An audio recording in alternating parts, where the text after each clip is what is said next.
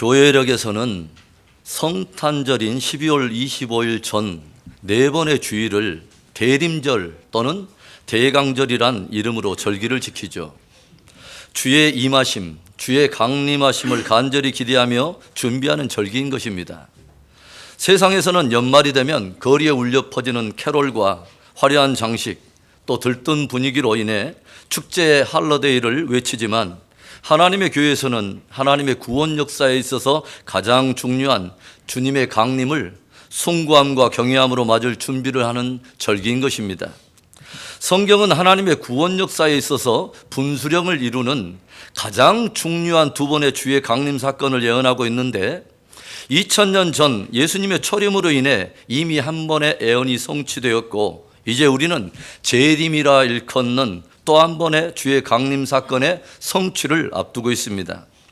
성경을 통해서 우리가 보게 되는 예수님의 초림을 둘러싸고 일어난 일련의 상황들은 이를 주목하는 우리들의 마음속에 아주 여러 미묘한 여운을 남겨요.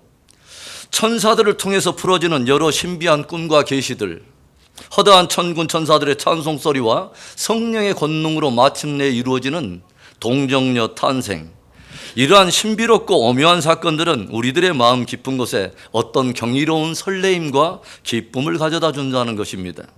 그런가 하면 하나하나의 사건이 이루어질 때마다 등장하는 구약 선지자들의 예언과 이 예언들이 어떻게 예수 그리스도의 탄생과 연결하여 성취되는가 한 것을 우리가 보게 되면 우리는 당신의 구속사의 어떤 실타리를 한 올 한 올 풀어가시다가 마침내 때가 참에 그 아들을 통해서 구속의 역사를 이루시는 언약의 신실하신 하나님 앞에 깊은 경외함을 갖게 된다는 거죠. 그러나 초림을 둘러싼 여러 상황 가운데는 이렇게 삼위 하나님의 아름다움과 신실하심 그리고 하늘 피조물들의 영광스러운 찬송과 신비로운 역사만 기록되어 있는 것은 아니에요. 인류를 향한 하나님 사랑의 가장 결정적 사건이라고 할 수 있는 메시아의 이 탄생을 둘러싸고 인생들이 보여주는 참으로 다양한 반응은 한면으로 우리들의 마음속에 적지 않은 충격과 긴장감마저 갖게 한다는 거죠.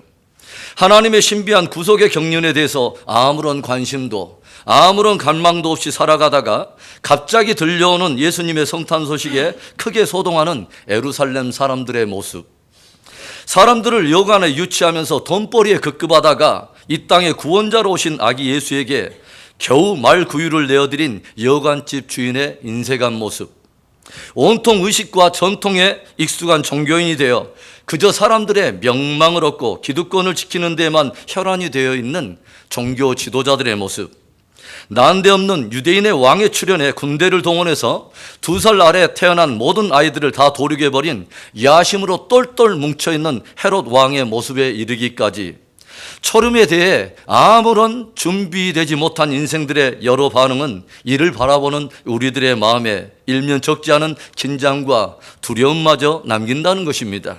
왜일까요? 그것은 예수 그리스도의 초림을 둘러싼 이런 일련의 상황들이 다시 오실 예수님의 재림의 상황을 일면 투영하고 있다고 하는 것입니다. 초림을 대하는 사람들의 일련의 반응 안에서 재림을 대하는 사람들의 반응의 그림자들이 보인다는 거예요.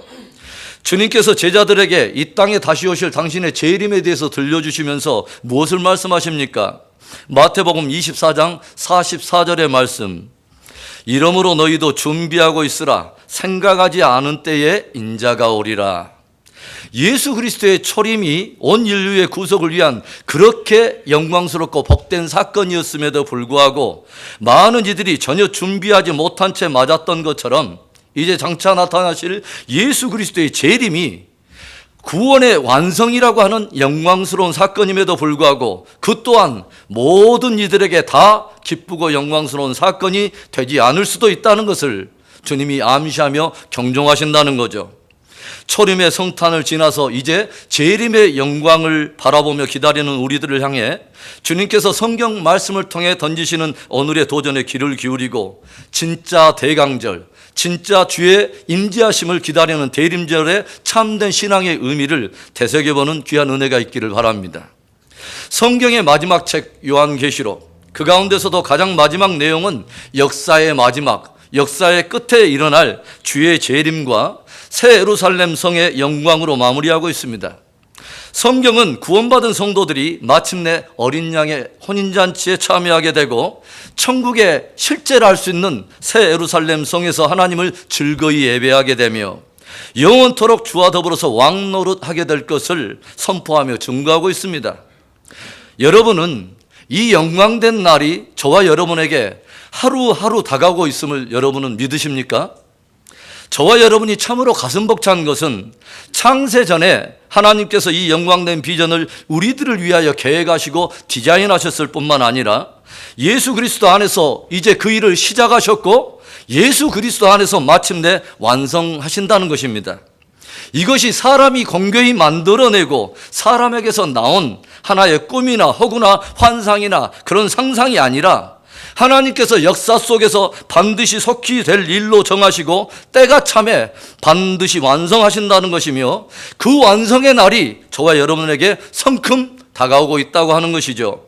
그래서 살아계신 하나님, 약속에 신실하신 하나님께서 반드시 속히 될 일로 우리에게 미리 들려주신 말씀이기 때문에 우리들은 그 어떤 것보다도 주께서 들려주시는 이 미래적 영광을 나의 미래적 실제로 우리가 붙들 수 있고 영원한 실제로 붙들어야 한다는 것입니다.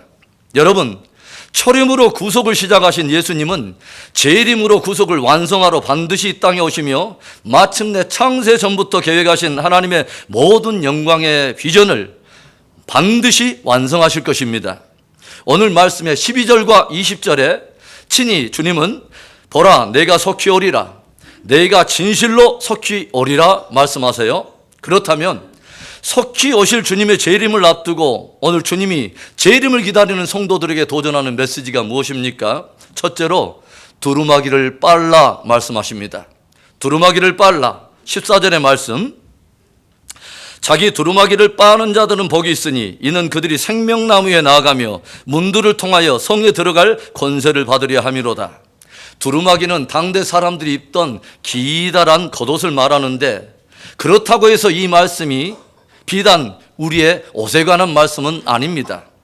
주님 오실 때 더러워진 모든 옷들을 세탁하고 빨아서 깨끗한 슈트와 드레스를 입고 맞아야 한다는 그런 옷에 관한 그런 말씀이 아니라는 거죠. 요한계시록에는 옷과 관련하여 우리들이 굉장히 마음을 두고 묵상해야 될 의미 있는 두 대목이 있습니다. 하나는 요한계시록 7장에 나오는데 사도 요한은 환상 가운데 헤아릴 수 없는 큰 무리가 보호자 앞에서 모여서 하나님과 어린 양을 경배하는 모습을 보게 되죠. 요한계시록 7장 9절과 10절의 말씀, 이일 후에 내가 보니 각 나라와 족속과 백성과 방언에서 아무도 능히 셀 수 없는 큰 무리가 나와 흰 옷을 입고 손에 종려가지를 들고 보호자 앞과 어린 양 앞에 서서 큰 소리로 외쳐 이르되 구원하심이 보호자에 앉으신 우리 하나님과 어린 양에게 있도다니. 사도 요한은 그 아무도 셀 수 없는 엄청난 큰 무리가 손에 종려가지를 들고서 하나님과 어린 양 앞에서 서서 구원의 노래, 승리의 노래를 올려드리는 모습을 보게 되는데 한결같이 그들 모두가 흰옷을 입고 있더라고 하는 거죠. 그런데 이 흰옷을 입고 경배하는 무리들의 그 정체에 대해서 한 장로가 들려주는 말이 이것입니다. 14절 후반에 이는 큰 환난에서 나오는 자들인데 어린 양의 피에 그 옷을 씻어 희게 하였느니라. 그 큰 무리들이 누구냐? 큰 환난에서 나오는 자들로서 자기들의 옷을 어린 양의 피에 씻어 희게 된 자들이라는 것입니다. 여기에서 옷을 씻어 희게 하였다는 그 의미는 어린 양 대신 예수 그리스도의 피로 말미암아 거듭나고 구원 얻은 사건을 의미한다는 것이죠. 자신의 힘과 공로, 어떤 자신의 어떤 의가 아닌 하나님이 구원받기에 합당하다고 하나님이 정하신 유일한 의, 바로 예수 그리스도의 십자가의 은혜를 힘입어 거듭나고 구원받은 성도들이 보호자 앞에서 구원의 노래, 승리의 노래를 하나님 앞에 올려드리고 있는 것입니다. 계시록에서 옷과 관련하여 들려주는 의미 있는 또 하나의 대목은 계시록 19장 7절과 8절에 기록이 되어 있습니다. 우리가 즐거워하고 크게 기뻐하며 그에게 영광을 돌리세. 어린 양의 혼인기약이 이르렀고 그의 아내가 자신을 준비하였으므로 그에게 빛나고 깨끗한 세마포옷을 입도록 허락하셨으니 이 세마포옷은 성도들의 옳은 행실이로다 하더라. 어린 양의 혼인잔치에 부름받은 신부 성도들이 자신을 순결하게 단장하여 준비하는데 준비된 저들에게 깨끗한 세마포가 주어지면서 그 옷을 입도록 허락하시더라는 거예요. 그런데 그 세마포의 의미에 대해서 뭐라고 들려주시냐면 이 세마포 옷은 성도들의 옳은 행실이로다 라고 들려주신다는 거예요. 신부들이 혼인잔치를 위해 세마포로 단장한다는 것은 또 다른 말로 무엇을 말하냐면 정결하고 옳은 행실로 단장한다는 것이죠. 오늘 주님께서는 내가 속히 오리라 친히 말씀하시면서 재림을 기다리는 성도들에게 던지시는 도전이 무엇이냐면 두루마기를 빠는 자들은 복이 있다 말씀하세요. 한마디로 주의 다시 오심을 기다리는 성도들아 두루마기를 빨라 라고 말씀하시는 것입니다. 그렇게 하는 자들이 참으로 복된 이유는 그 뒤에 따라오는 말씀, 저들은 생명나무에 들어가며 문들을 통해 성 곧 예루살렘 성에 들어갈 권세를 얻으려 함이라. 한마디로 진실로 예수 그리스도를 믿어 진실로 생명나무에 들어가며 진실로 문들을 통해 새 예루살렘 성에 들어갈 권세를 얻으려 하는 자마다 두루마기를 빨라는 것입니다. 그러한 자들이 정말 복이 있다 말씀하시는 거죠. 옷은 무엇이라고 했죠? 성도들의 옳은 행실. 그러니까 진실로 주의 다시 오심을 준비하여 생명나무에 참여하고 새 예루살렘 성에 들어가려고 한다면 행실을 거치고 바꾸어 옳고 합당한 행실을 입으라 라는 말씀입니다. 마태복음 22장을 보면 예수님께서 제자들에게 아들을 위하여 혼인잔치를 준비하는 한 임금의 이야기를 들려주고 있습니다. 사실 이것은 종말에 일어날 어린 양의 혼인잔치의 한 밑그림을 담고 있는 이야기입니다. 어떤 일들이 벌어지죠?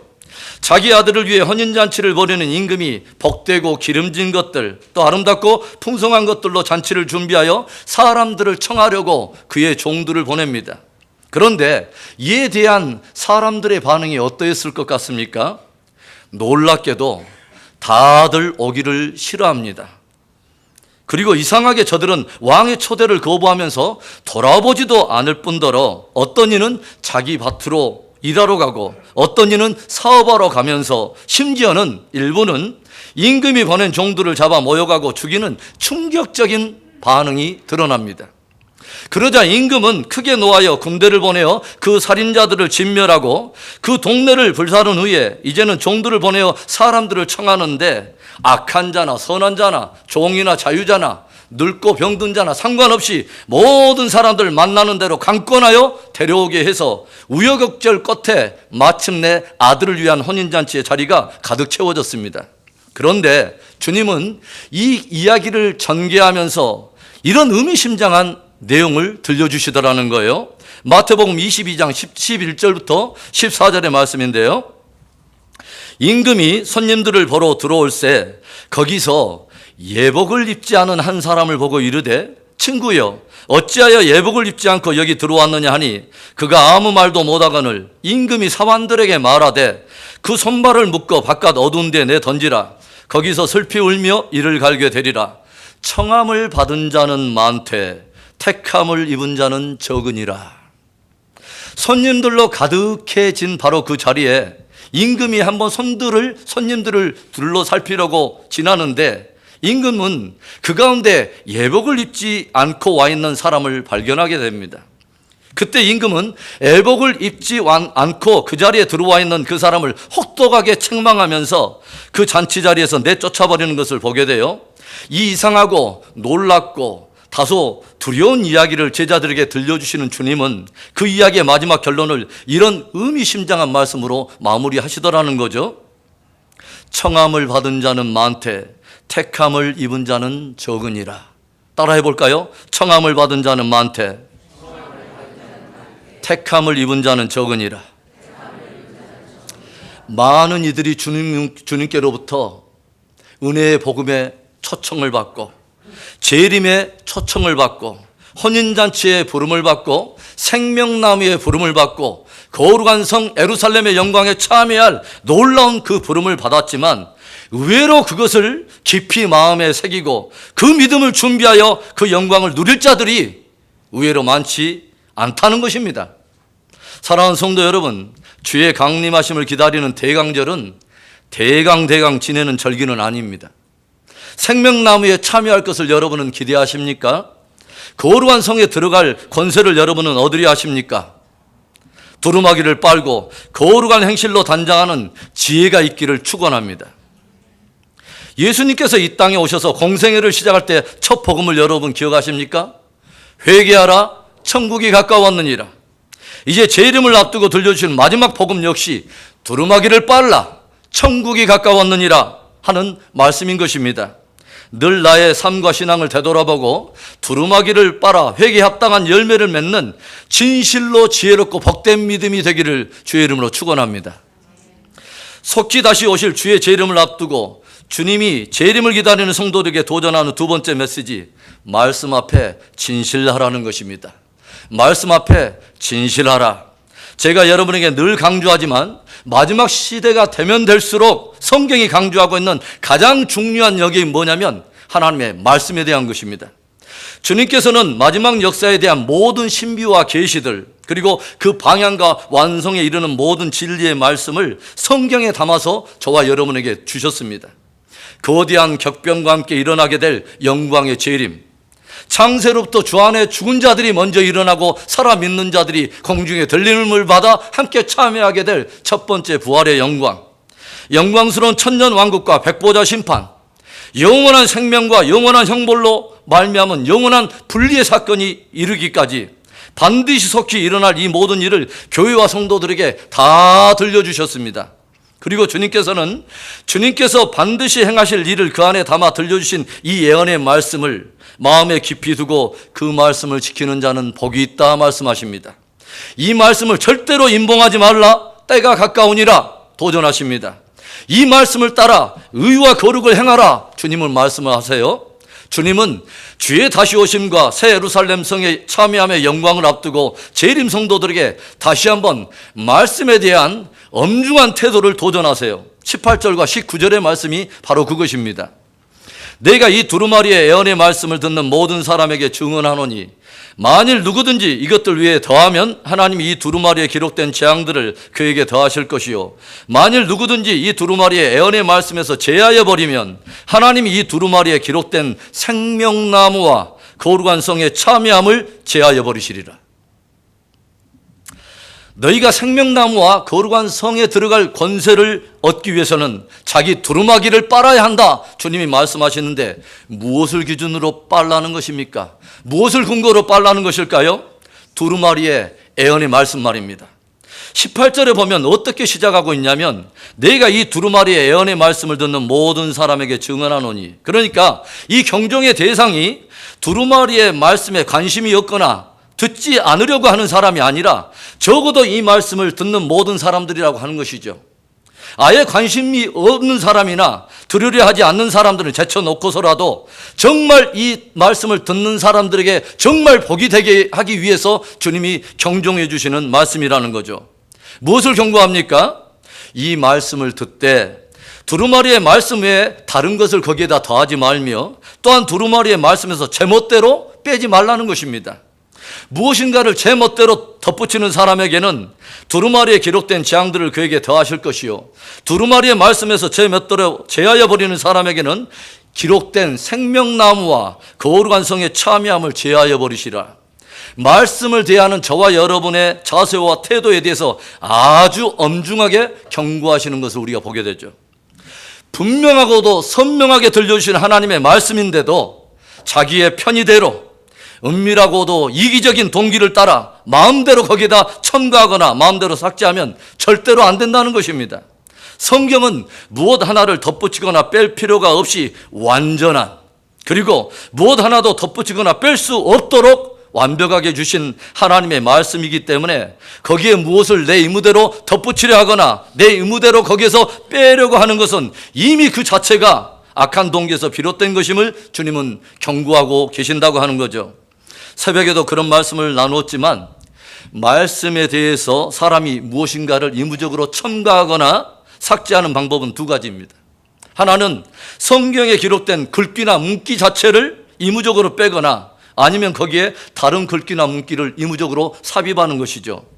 그 구절이 거기에 기록되어 있음으로 인해서 그 말씀을 대할 때마다 양심의 찔림이 되고 자기의 이기적인 뜻과 충돌하며 걸림이 되기 때문에 이무적으로 변경하여 빼버리거나 무엇인가를 더한다는 것입니다.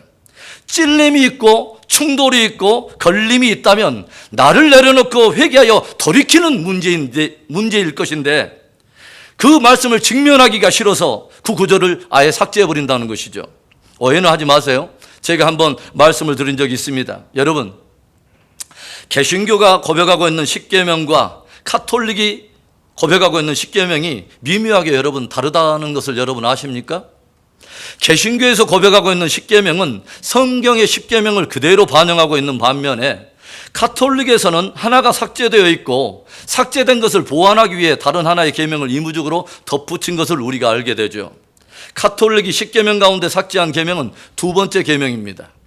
두 번째 계명이 무엇일까요? 너를 위하여 새긴 우상을 만들지 말고 또 위로 하늘이나 아래로는 땅에 있는 것이나 땅 아래 물속에 있는 것에 어떤 형상도 만들지 말며 그것들에게 절하지 말며 그것들을 섬기지 말라는 계명입니다. 카톨릭에서는 이 두 번째 계명이 삭제되어 있어요. 왜 이것을 삭제했을까요? 혹 많은 성상들을 만들어 거기에 숭배에 가까운 행위를 하고 있기 때문에 그것을 강하게 지적하고 있는 그 말씀이 걸림이 되기 때문에 삭제한 것은 아닐까요? 카톨릭에서는 두 번째 계명을 삭제했기 때문에 삭제된 것을 보완하기 위해 10번째 계명을 둘로 나누었습니다. 내 이웃의 것을 탐하지 말라라고 하는 이 계명을 나눠서 9번째 계명에 내 이웃의 아내를 탐하지 말라라는 내용을 덧붙이고 그리고 10번째 내 이웃의 것을 탐하지 말라로 마무리를 하고 있어요. 판단은 스스로 각자가 할 일이지만 오늘 주님이 들려주시는 경종에 비춰본다면 절대로 그것은 성경적이지는 않다는 것입니다. 성경의 말씀에 대해서 첨가하거나 삭제하는 두 번째 방법은요, 글귀는 그대로 두되 해석을 교묘하게 변경하는 것입니다. 문맥에 흐르는 고유한 의미를 저버리고 자기의 편리할 대로 교묘하게 해석함으로써 하나님께서 분명하고도 선명하게 들려주시는 본연의 뜻을 희석시켜버리거나 무엇인가 엉뚱한 해석을 교묘하게 덧붙이는 것이죠. 재림을 진실되게 기다리는 성도라면 진리에 대해서 이런 태도는 절대로 좋은 것이 아니라고 주님은 강력히 들려주고 있는 것입니다. 사랑하는 여러분, 오늘 주님은 재림을 기다리는 성도들에게 말씀에 대한 올바른 자세와 태도를 강조하시면서 예언의 말씀 그대로를 받고 그대로 행하는 믿음은 복되다 말씀하십니다. 주님께서 들려주신 말씀에 대해 늘 진실된 마음으로 그대로 받고 진실된 마음으로 그대로 행하는 그 복된 믿음 되기를 축원합니다. 속히 다시 오실 주의 재림을 앞두고 또 구속사의 완성이라 할 수 있는 새 예루살렘 성의 영광을 앞두고 재림 성도들에게 도전하시는 주님의 메시지 세 번째, 주의 날을 사모하는 자가 되라는 것입니다. 주의 날을 간절히 사모하라는 거예요. 주님은 주의 재림과 또 그와 더불어 있게 될 어린 양의 혼인잔치 그리고 생명나무와 새 예루살렘 성에 참여함에 그 영광된 미래적 비전을 다 들려주시면서 계속해서 우리들을 그 영광에 초대하고 계세요. 17절의 말씀, 성령과 신부가 말씀하기를 오라 하시는도다. 듣는 자도 오라 할 것이요 목마른 자도 올 것이요 또 원하는 자는 값없이 생명수를 받으라 하시더라. 성도들아, 너희를 위하여 마련된 이 예비된 영광을 향하여 나아오라. 화영검으로 닫혀졌던 생명나무로 가는 길이 다시 열렸고 새 예루살렘 성의 영광이 너희에게 열렸으니 듣는 모든 자들아 그 길로 그 문으로 나아오라.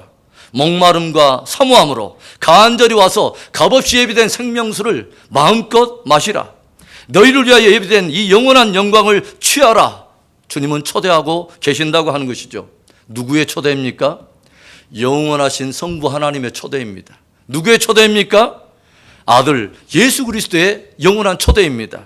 누구의 초대일까요? 영원하신 성령 하나님의 초대입니다. 구약의 선지자들을 통해 하나님께서 끊임없이 들려주셨던 예언의 핵심이 무엇이었습니까? 기름 부음을 받은 자, 메시아, 그리스도라 하는 그 구원자가 이 땅에 오실 것이라고 하는 것이 구약 성경의 핵심이었습니다. 그런데 저와 여러분은 잘 알고 있어요. 그 예언된 메시아가 이 땅에 오셨을 때 초림을 맞았던 사람들은 의외로 동방에서 온 소수의 예배자들과 목자들, 그리고 성소에서 그 날을 마음에 두고 기다리던 소수의 중보자들 뿐이었다는 사실을 우리는 잘 알고 있습니다. 주님의 말씀처럼 아무런 관심도 없이 무디게 살던 대부분의 사람들에게 주의 초림은 도적과 같이 임했습니다. 그런데 성경은 또다시 우리에게 무엇을 들려줍니까? 주의 다시 오시는 재림의 때도 많은 이들에게 그날이 도적과 같이 찾아오게 될 것을 주님이 의미 있게 들려주지 않습니까? 성경은 말세에 많은 이들이 사람들이 회개하여 구원을 얻도록 오래 참으시는 주님의 은혜를 자칫 망각하고 착각하고 오해함으로 인하여 주의 강림하심의 더딤을 오히려 조롱하며 정욕을 따라 행하며 더욱 마음을 강팍해 하는 그런 일들을 있게 될 것을 들려주면서 참 성도들에게 다시 한번 강력하게 도전하고 있습니다. 베드로후서 3장 10절부터 14절의 말씀. 그러나 주의 날이 도둑같이 오리니 그날에는 하늘이 큰 소리로 떠나가고 물질이 뜨거운 불에 풀어지고 땅과 그 중에 있는 모든 일이 드러나리로다. 이 모든 것이 이렇게 풀어지리니 너희가 어떠한 사람이 되어야 마땅하냐? 거룩한 행실과 경건함으로 하나님의 날이 임하기를 바라보고 간절히 사모하라. 그날에 하늘이 불에 타서 풀어지고 물질이 뜨거운 불에 녹아지려니와 우리는 그의 약속대로 의가 있는 곳인 새 하늘과 새 땅을 바라보는도다. 여러분, 새 하늘과 새 땅을 바라보고 계십니까? 생명나무와 및 거룩한 성의 참여함의 그 영광을 여러분은 바라보고 계십니까? 주의 날을 사모하되 간절히 사모하는 여러분 될 수 있기를 바랍니다. 성경의 마지막 책 요한계시록, 그 가운데서도 맨 마지막 끝의 대목은 주님의 마지막 한마디 결론과 그 한마디의 결론을 진리로 붙잡고 실제로 붙잡고 결론으로 붙잡은 신부 성도들의 가슴 벅찬 외마디 외침으로 끝을 맺고 있습니다. 20절. 이것들을 증언하신 이가 이르시되 내가 진실로 속히 오리라 하시거늘 아멘 주 예수여 오시옵소서. 이 고백이 가슴 벅찬 저와 여러분의 매일이 고백이 될 수 있기를 축원합니다. 주님은 곧 오십니다.